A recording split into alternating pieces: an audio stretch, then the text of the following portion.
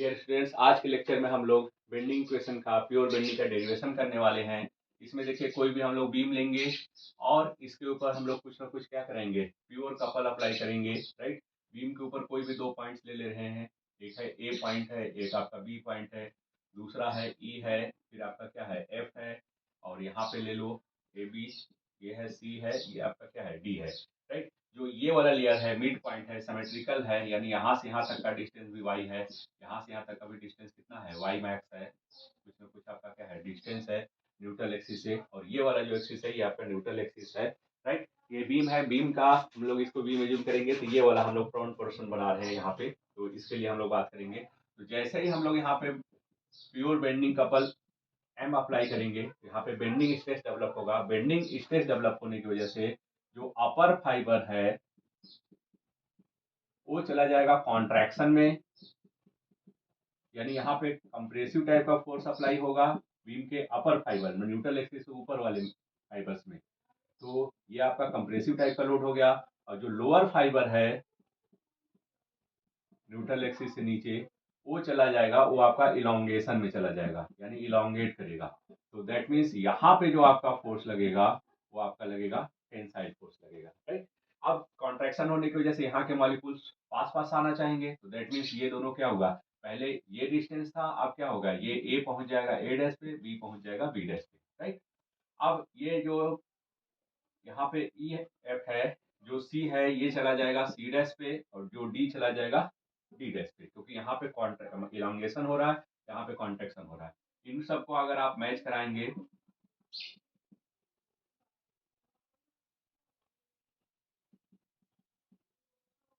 Something like this आपका structure प्राप्त होगा। पहले आपका कैसा था, इस टाइप का था, ये आपका पॉइंट डी था, ये बी है, ये ई एफ है। अब एक ई जो है चला जाएगा आपका, ये पॉइंट ई है, ये आपका एफ है। ई चला जाएगा ई डैश पे, और एफ चला जाएगा एफ डैश पे। राइट, तो ये वाला जो लेयर है ई एफ है, इसी में हम लोग क्या निकालना चाह रहे हैं, इसी में हम लोग स्ट्रेन निकालना चाह रहे हैं। तो अब आप बताइए कि जब इसको आप डॉटेड लाइन से ऐसे मैच करेंगे, कहीं ना कहीं क्या करेगा, मैच करेगा, ये आपका ओरिजिन हो जाएगा। और ओरिजिन से जो न्यूट्रल लेयर तक का डिस्टेंस है ये आपका कहलाएगा आर, और यहाँ से यहाँ तक का जो डिस्टेंस है ये कहलाएगा आर प्लस वाई, क्योंकि यहाँ से यहाँ तक का जो डिस्टेंस है इसको हम लोग एज्यूम कर रहे हैं वाई, यानी न्यूट्रल लेयर पे कोई भी पॉइंट था वो हल्का सा क्या हो गया, शिफ्ट हो गया ई डैश और एफ डैश पे। तो अब हम लोग यहाँ पे फर्स्ट ऑफ ऑल निकालना चाहेंगे लॉन्गिट्यूडनल स्ट्रेन,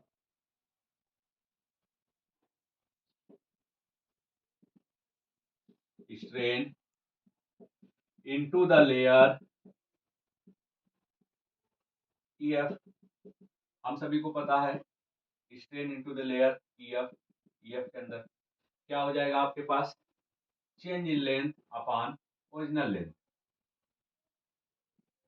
इसको ओपन करेंगे तो final length minus initial length divided by initial length. तो यहाँ पे आपके पास आ जाएगा, क्या क्या आ जाएगा, पहले देखिए ये आपका angle equals to arc into radius बन गया।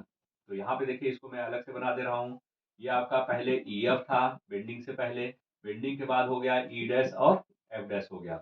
यहाँ से यहाँ तक आपको पता होगा ये वाला डिस्टेंस है आर प्लस वाई है, और यहाँ से यहाँ तक का जो डिस्टेंस है ये वाला डिस्टेंस है आर, ये वाला एंगल है थीटा। एंगल इक्वल्स टू क्या होता है, आर्क इंटू रेडियस। तो यहाँ से आ जाएगा E F equal to value आ जाएगा आर इंटू थीटा, और E dash into F dash का वैल्यू आएगा R plus Y into theta. Right, तो यहाँ पे हम लोग strain into the layer E F निकालेंगे, और ई एफ में जो स्ट्रेन आने वाला है उसको हम लोग हुक्स लॉ के थ्रू, पता है कि stress is directly proportional to strain है। यहाँ पे स्ट्रेस को हम लोग क्या बोलेंगे, बेंडिंग स्ट्रेस बोलेंगे। और जो ये वाला स्ट्रेन आ रहा है ये आपके पास आएगा कांस्टेंट ऑफ प्रोपोर्शनलिटी हटेगा यहाँ से, तो कैपिटल ई आएगा। और ये हम लोग लेयर निकाल रहे हैं ई एफ में, एप्साइनल ई एफ हो जाएगा ई एफ लेयर के लिए। तो एप्साइनल ई एफ का वैल्यू जो होगा वो होगा सिग्मा बी अपान ई के बराबर आ जाएगा। राइट, तो अब हम लोग यहाँ पे सिग्मा बी अपान ई की जगह पे यहाँ से सिग्मा बी अपान ई लिख सकते हैं। साथ ही साथ फाइनल लेंथ का मतलब हो गया E dash F dash minus initial length का मतलब हो गया ई एफ, फिर से initial length that means E F.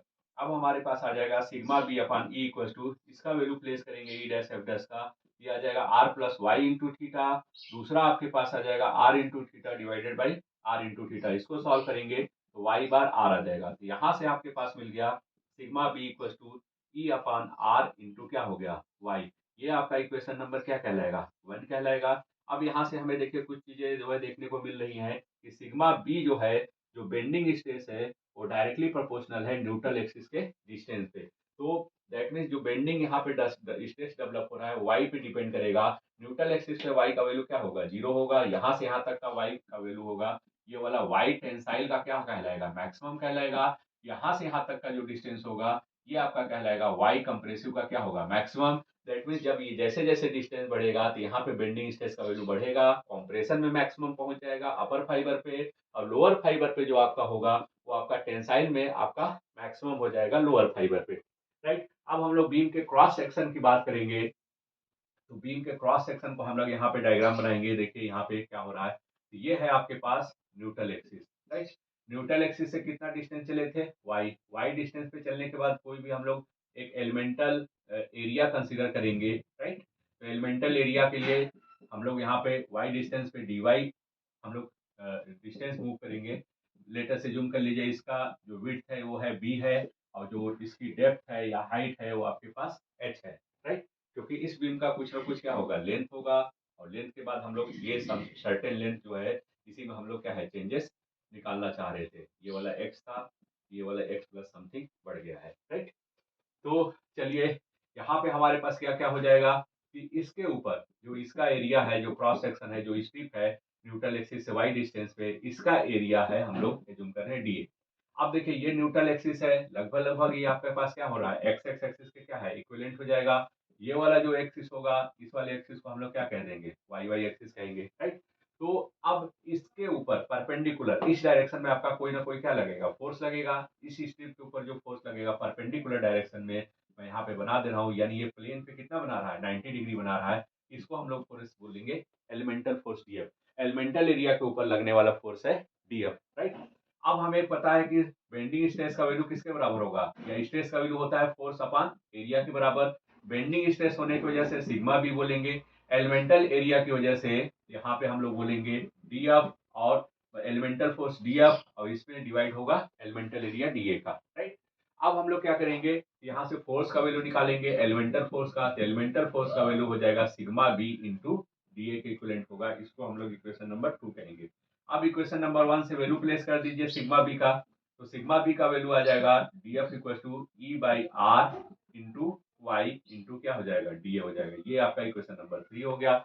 अब जो ये एलिमेंटल फोर्स है यही वाला फोर्स निकल करके आया है, इस वाले फोर्स का हम लोग न्यूट्रल एक्सिस के अबाउट क्या लेंगे मोमेंट लेंगे। जब मोमेंट लेंगे तो ये वाला परपेंडिकुलर डिस्टेंस क्या हो जाएगा वाई आ जाएगा। राइट, तो अब यहाँ पे हम लोग मोमेंट लेंगे, एलिमेंटल मोमेंट लेंगे एलिमेंटल फोर्स का डीएम, तो ये आ जाएगा डीएफ इंटू परपेंडिकुलर डिस्टेंस यही वाला आ रहा है क्योंकि ये आपका ऐसे है, तो यहाँ से यहाँ तक ये आपका 90 डिग्री बना रहा है। बोथ साइड इंटीग्रेट कर देंगे, एक को 0 से m। राइट, तो अगर इसको इंटीग्रेट करेंगे तो ये आपके पास m हो जाएगा यानी मैक्सिमम या टोटल मोमेंट आ जाएगा, और df का वैल्यू प्लेस करेंगे तो यहाँ पे आ जाएगा e upon R into Y into D A into क्या हो जाएगा y।